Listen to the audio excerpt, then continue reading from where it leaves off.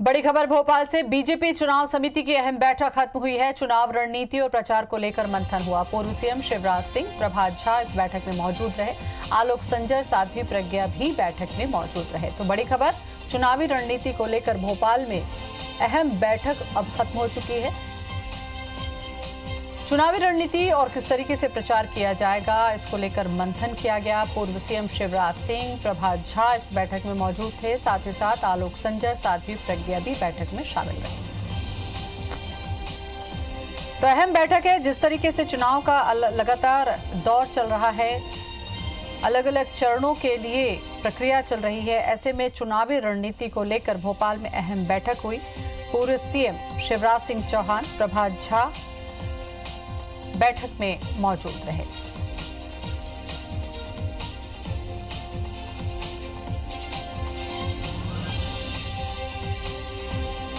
तो बीजेपी चुनाव समिति की अहम बैठक खत्म हो चुकी है। चुनावी रणनीति को लेकर ये मंथन हुआ है।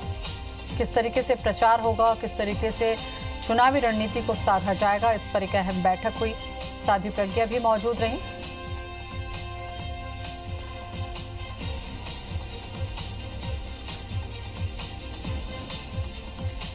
तो बड़ी खबर, बीजेपी का चुनावी मंथन अब खत्म हुआ है। बैठक चल रही थी।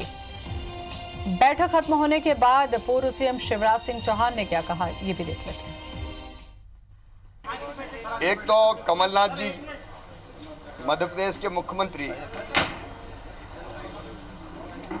कमलनाथ जी की मैं प्रशंसा इस बात के लिए कर रहा हूं कि उन्होंने ये मान लिया, सच स्वीकार कर लिया कि कांग्रेस की सरकार नहीं बनने वाली, और एक तरह से यह भी स्वीकार कर लिया कि श्री राहुल गांधी जी के प्रधानमंत्री बनने की संभावनाएं नहीं है।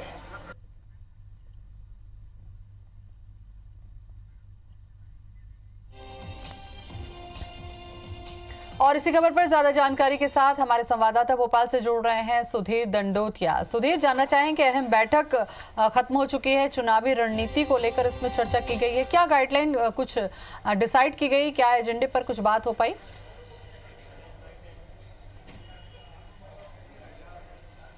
देखिए, बिल्कुल बात करें तो चुनाव की तैयारियों को लेकर पूरी बैठक थी और पूरा जो फोकस था वो भोपाल लोकसभा चुनाव को लेकर था। कल चूंकि 23 तारीख के नामांकन भोपाल की बीजेपी की प्रत्याशी साध्वी प्रज्ञा को अपना फाइल करना है, ऐसे में उनके नामांकन से पहले बीजेपी किस शक्ल में नामांकन जमा करने के लिए जाए, इस तैयारियों को लेकर बैठक ली गई थी। ये तय किया गया था कि भोपाल के पीर गेट से जो है एक जुलूस कलेक्टेड तक पहुंचेगा, जिसमें बड़ी संख्या में बीजेपी के कार्यकर्ता शामिल होंगे और उसके बाद में जो साध्वी प्रज्ञा जो है अपना नॉमिनेशन फाइल करेंगी। उससे पहले एक आम सभा बीजेपी यहाँ पर करेगी, बताएगी कि भोपाल को लेकर क्या विजन है और साध्वी प्रज्ञा के उतारने के पीछे क्या कुछ प्रमुख वजह थी। इसके अलावा अगर बात करें तो प्रदेश में चूंकि बीजेपी के जो चुनावी रणनीति है उसको लेकर भी चर्चा यहां पर की गई थी। प्रधानमंत्री का दौरा आने वाले समय में, कल बीजेपी के राष्ट्रीय अध्यक्ष अमित शाह मध्य प्रदेश के दौरे पर रहने वाले हैं। ऐसे में उनके दौरे को लेकर किस तरीके से कार्यकर्ताओं की भीड़ यहां पर जुटाई जाए, किस तरीके से लोगों को यहां पर जोड़ा जाए, इस बारे में भी विचार मंथन इस बैठक में किया गया। तो काफी अहम यह बैठक थी बीजेपी के चुनावी रणनीति के लिहाज से और बीजेपी के जो आने वाले चुनावी कार्यक्रम है उसके लिहाज से। पूर्व मुख्यमंत्री शिवराज सिंह चौहान, प्रदेश प्रभारी विनय सहस्त्रबुद्धे, राष्ट्रीय उपाध्यक्ष प्रभात झा सहित तमाम बड़े नेता इस बैठक में शामिल हुए थे और बीजेपी की चुनावी रणनीति को यहां पर अंजाम दिया गया था। सुधीर, जिस तरीके से आपने कहा कि आने वाले जो चुनाव हैं, लगातार आगे के जो दौर के चुनाव है, उसके लिए प्रचार किस तरीके से होगा और क्या कुछ नामांकन की जब बात आप कर रहे हैं तो किस तरीके से रोड शो की शक्ल में होगा, क्या यहाँ पर शक्ति प्रदर्शन होगा, कुछ रणनीति इसको लेकर तैयार की गई?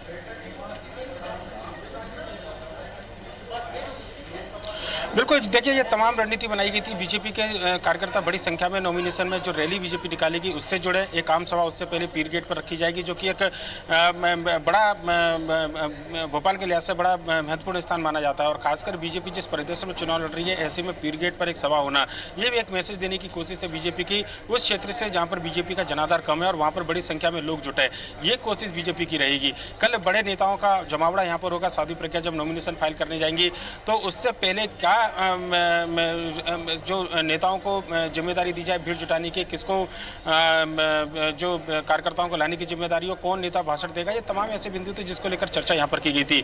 नॉमिनेशन फाइल किया जाए उससे पहले एक बड़ा मैसेज देने की कोशिश बीजेपी करेगी भोपाल के, और इसी मैसेज में को किस तरीके से एक अमली जामा पहनाया जाए उस रणनीति पर इस बैठक में विचार किया गया था। और आप अंदाजा लगा सकते हैं कि भोपाल लोकसभा चुनाव की तैयारी को लेकर अगर राष्ट्रीय स्तर के नेता यहाँ पर मंथन कर रहे हैं तो चुनाव की गंभीरता बीजेपी के लिए पता चलती है कि बीजेपी भोपाल का चुनाव एक प्रेस्टीज पॉइंट पर यहाँ पर कम से कम लड़ती हुई नजर आ रही है। जिस तरीके से भोपाल की सीट पर, जिस तरीके से भोपाल की सीट अब पूरे देश के लिए हाई प्रोफाइल हो चुकी है, सभी की नजर होगी, और अचानक से इस तरीके से प्रज्ञा ठाकुर का उतारना, आपको लगता है पार्टी को ज्यादा तैयारी करनी होगी क्योंकि दिग्विजय सिंह का नाम काफी पहले आ चुका है तो उनको प्रचार का मौका मिल गया था?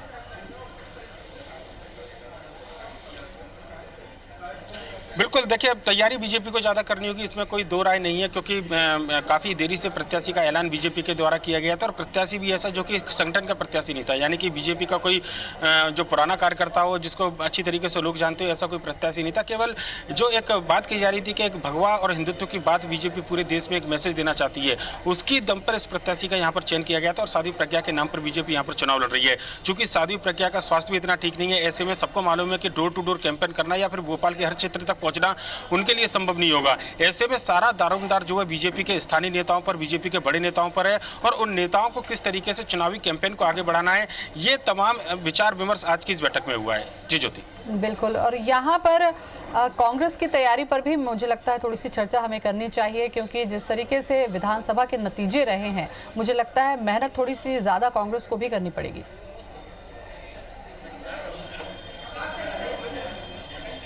देखिए बिल्कुल काफी मुश्किल है कांग्रेस के सामने, क्योंकि जिस हिसाब से दिग्विजय सिंह शुरुआत में मेहनत कर रहे थे और बीजेपी लगातार विलंब करती जा रही थी, उस समय ये लग रहा था कि शायद दिग्विजय सिंह की राह आसान होगी, पर लेकिन साध्वी प्रज्ञा के बाद में जो वोटों के पोलराइजेशन की बात कहीं ना कहीं उठाई जा रही है भोपाल सहित पूरे मध्य प्रदेश में, उसके लिए कांग्रेस को काफी मेहनत करने की जरूरत है। दिग्विजय सिंह अलग अलग वर्ग के साथ में चर्चा कर रहे हैं, अलग अलग क्षेत्र में जा रहे हैं।